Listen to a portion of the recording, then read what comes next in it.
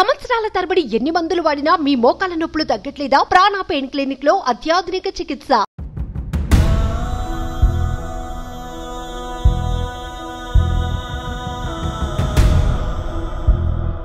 అక్కలు లేరు, చెల్లెళ్ళు లేరు, అన్నలు లేరు, తమ్ములు లేరు, మేనమా లేరు, మేనత్త లేరు, అట్టిల్లు లేదు, పుట్టిల్లు లేదు. నా కొడుకులే నాకు దైవం అనుకున్నా.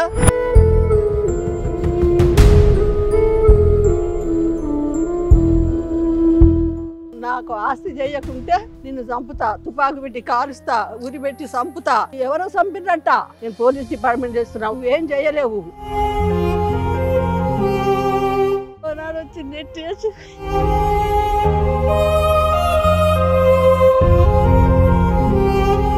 ఇద్దరు కొడుకులు వచ్చి 4 గంటల నుంచి రేత్రి 10 గంటల దాకా నన్ను ఇంట్లో బంధించి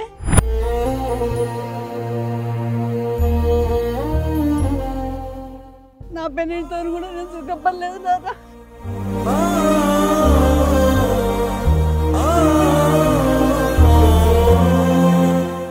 నాకు ఫైనల్గా నాయన ఇది ఒక్కటే నాకు న్యాయం చేయదు అంతే. నేను కోరేది ఏం లేదు నాకు.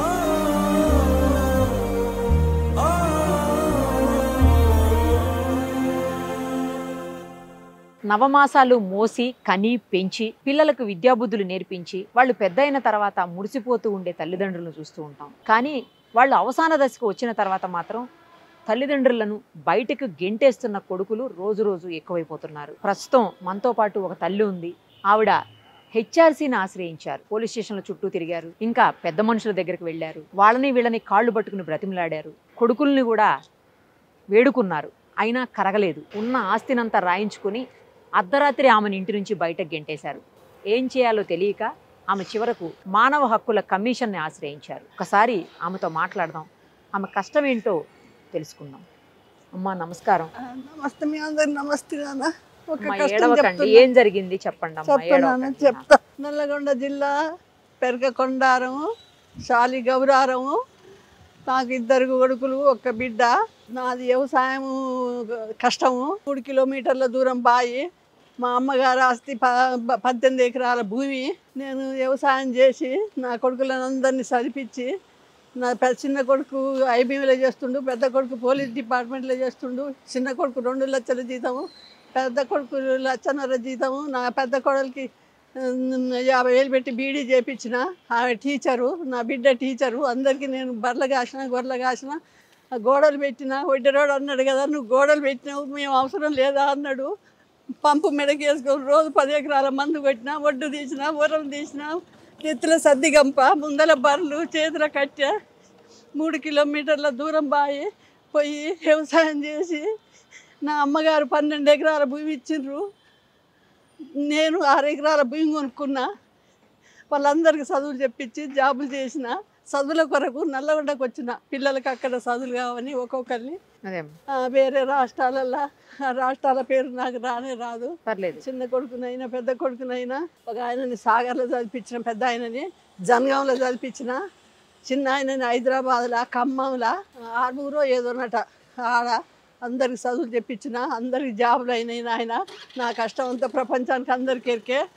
అక్కలు లేరు, చెల్లెళ్ళు లేరు, అన్నలు లేరు, తమ్ములు లేరు, మేనమా లేరు, మేనత్త లేరు, అట్టిల్లు లేదు, పుట్టిల్లు లేదు. నా కొడుకులే నాకు దైవం అనుకున్నా. నన్ను ఎన్నో కష్టాలు పెట్టిండ్రు. ఆయన పెట్టినా నా కొడుకులు, అమ్మగారు అత్తగారు ఒక్కూరే. నా కొడుకుల పరువు తీయొద్దు అని నేను నా పెళ్ళిడి తెచ్చినాక 8 ఏళ్ళు నేను కడుపులో దాచుకున్న. వాళ్ళు ఎన్నో కష్టాలు పెట్టిండ్రు నా కొడుకులు. 2,000 కొడుకు అంటే నెట్టేస్తే ఇక్కడ తొడగట్టినే ఉందిగా. ఇక వాళ్ళు ఉండి ఏంది నీకు న్యాయమేనా? రఘుపతి రెడ్డి, నీ అమ్మ ఎంత కష్టం చేసింది, కోళ్ళ జాదింది, ఏ నుంచో నీళ్ళు ఎత్తుకొచ్చి కోళ్ళ జాదింది, నల్లగొండల బర్రెల జాదింది, ఇంటిని పాలు పోసి వచ్చింది, మీ అందరు నౌకర్లు చేపించింది, మీకు న్యాయమేనా అంటే మీరట మీ వాళ్ళట దొంగతనం చేసినట్ట మా అమ్మ చెప్పి ప్రతి వాళ్ళు తిడితే ప్రతి వాళ్ళకు ఏదో మీరు లంగతనం చేసినట్టు, దొంగతనం చేసినట్టు ఇంకేరే మీరు చెప్పినట్లుగా క్రియేట్ చేశారు.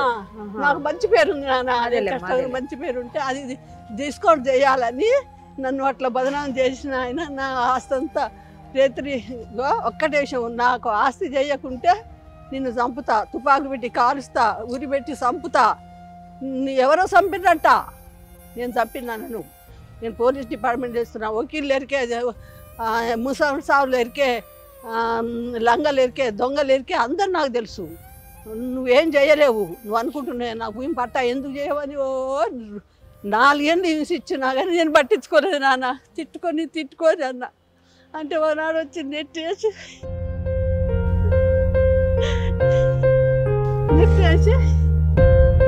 ఈసారి ఫైనల్గా చెప్తున్నా, నువ్వు నాకు పట్టా చేయి అంటే నేను ఏమనుకున్నా అంటే వామ్మ ఇళ్ళతో నీ గోలంత ఎందుకు, నేను అలిగిపోయి వాళ్ళ ఇళ్ళలో 4 ఇళ్ళలో ఉంటే, నా చుట్టాల ఇళ్ళలో ఉంటేట్టు కూడా నాకు స్థానం లేదు, అయితే చేస్తా అని నాయన దాదాపు 4 గంటలు, 2 కొడుకులు వచ్చి 4 గంటల నుంచి రేత్రి 10 గంటల దాకా నన్ను ఇంట్లో బంధించి సంతకాలు పెట్టించుకున్నారు నాయన.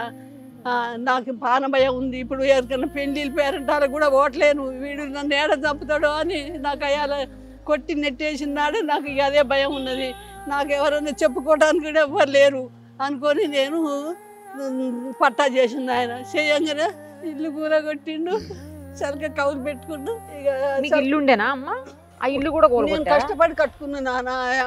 రాజీవ్ గాంధీ చచ్చిపోయిన ఆడపోయిన నల్గొండకు అయ్యాల ఇల్లు కట్టుకున్నాను. నేను సుతార్ని పెట్టి నేను మాలు కలిపించి, అప్పుడు మట్టితోని, సిమెంట్ లేదు నాన్న, పైసలు లేవు, పెట్టి నేను రేకుల కోళ్ళపారం రేకులు అమ్ముతుంటుంటే ఆ కాలనీలో ఒకరు మేము ఒకరిని తెచ్చుకొని ఆ రేకులు వేసుకొని 2 రూములలో ఉండి కోళ్ళ జాది కోళ్ళ బోరు బళ్ళే పడుకుంటే మిల్లు ఉన్నది, రైస్ మిల్లు ఉన్నది, ఆ రైస్ మిల్లు కాంచి నీళ్ళు మోసుకొచ్చి నా బిడ్డ నేను మోసుకొచ్చి కోళ్ళ జాది వాళ్ళని వేరే జిల్లాలలో చదువులు చెప్పించి అందరినీ డెవలప్మెంట్ చేసిన నాయన. ఇది నాకు న్యాయమైన నాయన అంటే చంపుతా నేను. నా పెళ్ళితో కూడా నేను సుఖపడలేదు నాన్న. 10 ఏళ్ళకే పెళ్ళి అయింది నాన్న. నా కష్టం ఎవరికి రావద్దు నాయన, నన్ను ఇన్ని కష్టాలు పెట్టిర్రు నాకు నాయన. నా అమ్మగారు ఆస్తి నేను 6 ఎకరాలు కొనుక్కున్నా, నా అమ్మగారు ఇచ్చింది 12 ఎకరాలు. మొత్తం తీసుకున్నారమ్మా? మొత్తం నా సెంటు భూమి లేకుండా నా కాడ 3 ఎకరాలు రైతు బంధు వచ్చేది. ఆ రైతు బంధు కూడా 5 లక్షలు ఉంటే తీసుకుంటారు. నేను ఇయ్యనంటే చిన్నోడు అన్నాడుగా, అమ్మ అన్ని ఇవ్వకుంటే నేను ఇస్తా, పిల్లగాని ఫీజు కట్టాలి అంటే ఇచ్చిన. ముందు మంచిగానే ఉండేటోళ్ళు, ఆస్తి ఇచ్చిన తర్వాత ఇట్లా అయ్యారా? ముందు మంచిగానే ఉన్నారా? బెదిరించి ఇయ్యనంటే చిన్నోడు ఇవ్వని అంటే ఇక ఇచ్చిన. కొడుకులని ఎవరేమైనా నమ్మతంగా. అయితే 200 గదాల ప్లాట్ పట్టా చేసిన, ఆడపిల్ల ఉందని. నా బిడ్డ చేసింది, వామ ఆడపిల్ల ఉందే ఇయ్యే అయితవాయే, తమ్మునికి పెద్ద నౌకరీ, చిన్నోనికి పెద్దోనికి పోలీస్ నౌకరీ ఇయ్యమ్మ అంటే 200 భూమి పట్టా చేస్తే అమ్ముకుంటే 40 లక్షలు వచ్చినాయి. ఇన్నవా నాయన? 40 లక్షలు పెట్టి బిడ్డ పెళ్లి చేసిండు, పిలవలే నాయన. బ్రహ్మాండంగా పెళ్లి చేసుకుంటూ నన్ను పిలవలేదు నాన్న. మనవరాల పెళ్లికి పెళ్లిలో మాత్రం ఇయ్యే డబ్బులు మాత్రం నేను ప్లాట్ ఇస్తేనే అమ్ముకొని బిడ్డ పెళ్లి చేసిండు. ఇది నాయన నాయన. ఏ తల్లి కన్నా ఇటువంటి అన్యాయం జరగొద్దు నాన్న. నేను కొడుకులు అనుకున్నా, నా కొడుకులే బలం అనుకున్నా, నాకు ఏ బలగం లేకున్నా లేదు, ఏ చుట్టాలు లేకున్నా ఏం లేదని నేను అట్లా భావించిన నాయన. నేను ఇట్లా చేస్తారనుకుంటే నేను ఇప్పటికి కూడా ఏ రైతు బాటముడి పోతుంటే కూడా సబ్సరేమన్న భయమే ఉంది నాయన నాకు. ఇప్పుడు నా బిడ్డని నా అల్లుని మస్తు తిట్లు, ఎందుకు వాళ్ళని ఎల్లగొట్టాలని. ఫోన్లు మీరు ఎక్కడున్నారమ్మా? మీ కూతురు దగ్గర ఉంటున్నారా? ఉంటాను, ఎల్లగొట్టాలని వాళ్ళని. ఎందుకంటే ఇంక అల్లుడు పరాయంగా ఇష్టం వచ్చిన మాట్లాడితే ఎల్లగొడతాడని ఆయన కూతురు కూసుడు. నా ఫోన్ వాళ్ళే కొనిచ్చుడు, చిన్నోడు కొనిచ్చిండు. ఏది చిన్న ఫోన్ ఉంటుంది కదా నాన్న, అది డిస్కౌంట్ చేసిండ్రు. ఎందుకో డిస్కౌంట్ చేసిండ్రు. నేను జ్వరం వస్తే ఇల్లు మందలు ఇస్తుంటుంటే ఫోన్లు చేస్తే కలుస్తలేదట. కలవకుంటే నా బిడ్డకు ఫోన్ చేసిండ్రు. చేస్తే ఇక బ్యాలెన్స్ లేదేమని 500 బ్యాలెన్స్ చేసినా రావటంలే. రాకుంటే అప్పుడు మళ్ళీ కంపెనీకి ఫోన్ చేస్తే ఏం గోపాల్ రెడ్డి అట ఫోన్ డిస్కౌంట్ చేసిండ్రు అన్నాడు. డిస్కనెక్ట్ చేసేసిండ్రు. నేను ఫోన్లతో వాళ్ళతో మాట్లాడితే మమ్మీ ఎమ్మటే ఫోన్ చేసి మామతో మాట్లాడొద్దు, మామని ఇంటికి రానియొద్దు, మీరు మా అమ్మ ఇంటికి పోవద్దు సార్, నేను సపరేట్గా ఉన్నాను నా ఇంట్లో. అలా అందరి బిల్డింగులు కట్టించిన నల్లగొండ బానూర్లే. మీరు ఒక్కళ్ళే ఉండేవాళ్ళ? నేను ఒక్కదాన్నే రేగుల రూములు ఇంకా 2-3 వేసుకున్నాం. అయితే ఇక ముసలోళ్ళు వాళ్ళు వీళ్ళు 16 ఏళ్ళ నుంచి ఇక వాళ్ళు మేము నేను ఒక్కదాన్ని కాకుండా అందరు సపోర్ట్గా ఉండేది. ఇప్పుడు ఆ ఇల్లు కూలగొట్టేసినాక మీరు కొడుకింటికి వెళ్ళారా? పెద్ద కొడుకింట్లో అంటే 3 ఏళ్ళకే వీళ్ళు నన్ను ఇబ్బంది పెడుతున్నారని 3 ఏళ్ళకే నా ఇంట్లోకి పోయినా. అటు వల్ల పెద్ద కొడుకు ఇంట్లోనే ఉన్నా. ఈడ 4 ఏళ్ళు ఉన్నా, ఆడ 4 ఏళ్ళు ఉన్నా నా పెనుడు చచ్చిపోయినాక. అయితే ఇంకా సాగలా బట్టలు ఉతుకొద్దని చెప్పిండు. కాలనీలో నా ఇంటికి వస్తే మా అమ్మ ఇంటికి పోవద్దు, మీరు మా అమ్మని ఇంటికి రానియొద్దు. ఏ పాలోడన్నా ఏ పగోడన్నా ఇటువంటి ఇబ్బందులు పెడతారా బిడ్డ? అట్లా దద్దు అట్లనే ఉన్నది. విన్నావా? మంచి ఇప్పుడు ఇంట్లోకి పోతే మా కోడలు బాత్రూంలో ఇంట్లో బాత్రూంలో పోక అనేది, అంటే బయట మెట్ల కింది పోయేది. ఒకనాడు నేను 11 గంటల రేత్రికి పోతుంటే ఎందుకన్నా నా పెద్ద కొడుక ఏంది అమ్మ చీకట్లో పోతున్నావు అంటే, ఏం లేదు కొడుక మూత్రాన్ని పోతున్నట్టు, అది ఇంట్లో బాత్రూమ్ పెట్టుకుని అటు పోతుంది అన్నాడు. అంటే నీ భార్య వద్దని అనలే, వాళ్ళకి పంచాయతీ అవుతుంది బాగుండదు అనుకోని, వద్దు కొడుక ముసలోళ్ళు మూత్రం పోస్తే వాసన వస్తుంది కొడుక, అందుకని నేను బయటికి పోతున్నా అన్న. అటువంటి వాళ్ళ నాయనమ్మని, నా కోడలు వాళ్ళ నాయనమ్మని 95 ఏళ్ళ ముసలమ్మని ఏడాది చదివిన. డబ్బా పెట్టిన బాత్రూమ్ బయట ఉంటే ఇంత ఎత్తు అరుగులు ఉన్నాయి పెట్టి సాధిన. విన్నావా? అలా నా అమ్మమ్మకు చెయ్యి ఇరిగితే వాళ్ళ కోడలు అమెరికాలో ఉందని మా ఎఫ్రాలు ఏడ్చింది, నా కోడలు ఏడ్చుంటుంది. అమ్మమ్మకి ఇరిగిందంటే నేను నా పెద్ద కొడుకు పోయి తీసుకొచ్చి స్నానం పోసి బట్టలన్నీ గలీజుకుంటాయి అన్ని బారేసి కొత్త బట్టలు కట్టిపించి దాకానం తీసుకుపోయి బాగు చేయించి, మా కొడుకు అన్నాడుగా మీ అమ్మమ్మకి ఏమైనా స్నానం పోసిన ముడ్డి అడిగాను, చెయ్యి ఇరిగింది అంటే అన్ని అత్తమ్మని చేస్తుంది, నేనేం చేస్తాను అన్నాను.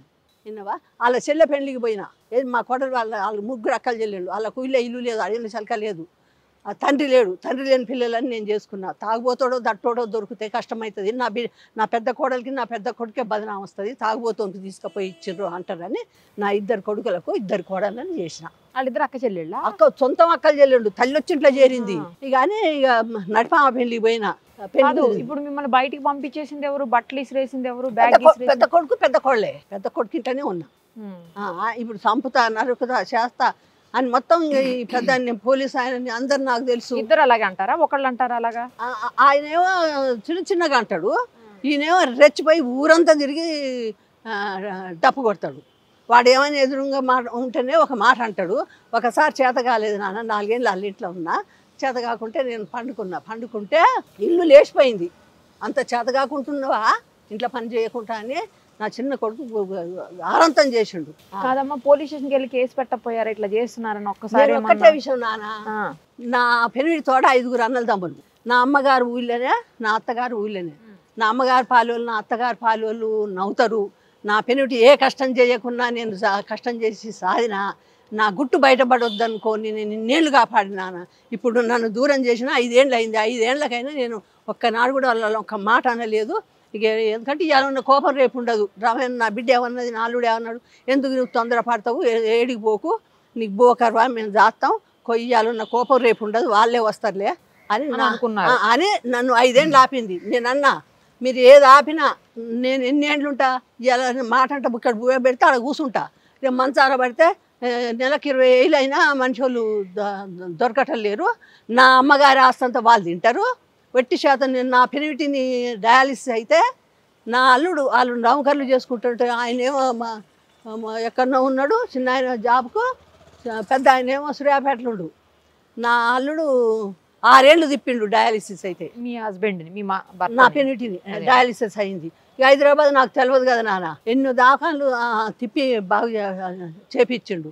నా చిన్న కొడుకు మరదలు చేసుకుంటే ఆ మరదలు కాడనేమో నా పెద్ద కొడుకుంటే. ఇప్పుడు ఇక్కడ దాకా ఎందుకు వచ్చారమ్మా? ఎందుకు వచ్చారంటే ఒక్కటే విషయం నాన్న, నేను ఇన్నేళ్ళు ఎదురు చూసిన నా అమ్మగారి కష్టము వాళ్ళ కష్టం కాదు. నేను 25 ఏళ్ళు సాధిన, 25 ఏళ్ళు సాధినంగా నేను ఇవాళ బువ్వ పెట్టమంటే పెట్టటం లేరు.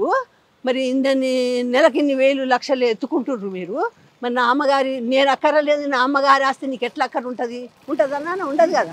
నా అమ్మగారు నాకు కీరే, మీకు అందరికి జీతాలు ఉంచలేదు, నేను బయటికి పంపలేదు, మీకు మంచిగా జాబులు ఉన్నాయి, మీరు బతుకురి. ఎందుకంటే నన్ను 5 ఏళ్ళ నుంచి వదిలేసారుగా, మీ మీద నాకు నమ్మకం పోయింది. నాకు ఇల్లు కట్టియమంటేనే ఇల్లు కూర కొడుతురి, బయటికి వెళ్ళ కొడుతురి, భూమి పట్టా చేసుకుంటురి, చలక కవులు మీరే తింటురి, రైతు బంధు మీరే తింటురి, రూపాయి లేకుండా నా చేతులు 5 లక్షలు ఉంటే అడుక్కుంటురి. ఇదేనా న్యాయం నా కొడుకులది? అందుకని నా అమ్మగారు ఆస్తి నాకు కావాలి. నమస్తే అండి. నమస్కారం. ఈ పిచ్చమ్మ గారి కేసు మీరే డీల్ చేస్తున్నట్టున్నారు. అవునండి. ఏమి ఇప్పుడు హ్యూమన్ రైట్స్ మీరు ఏం అడుగుతారు? ఈరోజు 4/9/2024 నాడు పులగం పిచ్చమ్మ పెరకకొండారం గ్రామస్తులు, నల్గొండ జిల్లా వాసులు. తన ఇద్దరు కన్న కొడుకులు తన పుట్టింటి ఆస్తి, తన కష్టార్జితం స్వార్జితమైన భూమి, ఇల్లు అన్నీ బలవంతంగా వాళ్ళ పేరు మీద రాయిపించుకొని తల్లిని 2019లో కొట్టి ఇంట్లోంచి వెళ్ళగొట్టడం జరిగినది. అప్పటి నుంచి ఈ తల్లి తన కూతురైన రమా దగ్గర నివసిస్తున్నారు. ఈ తల్లి తన మొత్తం ఆస్తి కొడుకులు కొట్టేసినా వాళ్ళ మీద ఎలాంటి చర్యలు తీసుకోవాలన్నా వాళ్ళ పెద్ద కొడుకైన పులగం రఘుపతి రెడ్డి పోలీస్ డిపార్ట్మెంట్ నందు పనిచేస్తున్నారు. ఈ రఘుపతి రెడ్డి సొంత తల్లైనా కూడా ఈ పోలీస్ డిపార్ట్మెంట్లో పనిచేస్తున్నా, నేను నిన్ను ఎలాగైనా నీ అంతమంది ఇస్తాను, నీ ఆస్తి మాకు రాసిచ్చావు, ఇంకా నీ పనిని నువ్వు చూసుకో, నువ్వు ఎక్కడన్నా ఉండు, ఎక్కడ పోయినా సచ్చినా బతికినా మాకు సంబంధం లేదు, మా దరిదాపుల్లో కూడా నువ్వు రావాల్సిన అవసరం లేదు అని చెప్పారు. అయితే ఈ తల్లి ఈరోజు బతకడానికి ఉండడానికి నీడ లేదు, తినడానికి తిండి లేదు, తన కష్టార్జితం స్వార్జితం తన పుట్టింటి ఆస్తి కూడా కన్న కొడుకులే కొట్టేశారు. బాధ్యతగా ఉండాల్సిన కన్న కొడుకులు అతి ఘోరంగా హింసించి అవమానించి ఇంట్లోంచి ఎల్లగొట్టి నిలవని నీడ లేకుండా చేస్తే తను తగు రక్షణ అలాగే తన ఆస్తి కూడా తనకి ఇప్పించాలని చెప్పి రైట్ టు ప్రాపర్టీ అలాగే right to life and personal Liberty ఎంచుకొని హ్యూమన్ రైట్స్ కమిషన్ని ఈరోజు ఆశ్రయించడం జరిగినది. నాకు తగు రక్షణ నా బిడ్డల నుంచి కలుగు చేయాలని చెప్పి హ్యూమన్ రైట్స్ కమిషన్ వారిని వేడుకొనడం జరిగినది. హ్యూమన్ రైట్స్ కమిషన్ వారు ఈరోజు ఈ పిచ్చమ్మ గారి సోదరు పిచ్చమ్మ గారి పిటిషన్ స్వీకరించి విచారణకు పిలుస్తామని చెప్పినారు. నాకు ఏది అయినా నా బిడ్డకి ఏదైనా నా కొడుకులే బాధ్యత. చచ్చిపోతే నా బిడ్డ చచ్చిపోయినా, నన్ను చంపినా, ఎవరు చంపినా వాళ్ళదే బాధ్యత. అది మాత్రం నాకు న్యాయం చేయాలి. మున్సిపల్ కోర్టు కానీ, సెషన్ కోర్టు కానీ, హైకోర్టు కానీ మీ అందరికీ మీ నమస్కారాలు చేస్తున్నా. వకీళ్ళకి కానీ, మున్సిపల్ సావులకు కానీ ఇటువంటి కష్టం ఏ అమ్మకి రావద్దు, ఏ కొడుకులు ఇట్లా చేయొద్దు. నాకు ఫైనల్గా నాయన ఇదొక్కటే నాకు న్యాయం చేయదు, అంతే. నేను కోరేది ఏమి లేదు నాయన. సుమన్ టీవీలో మీ పర్సనల్ అండ్ బిజినెస్ ప్రమోషన్స్ కోసం కింది నెంబర్కి కాంటాక్ట్ చేయండి.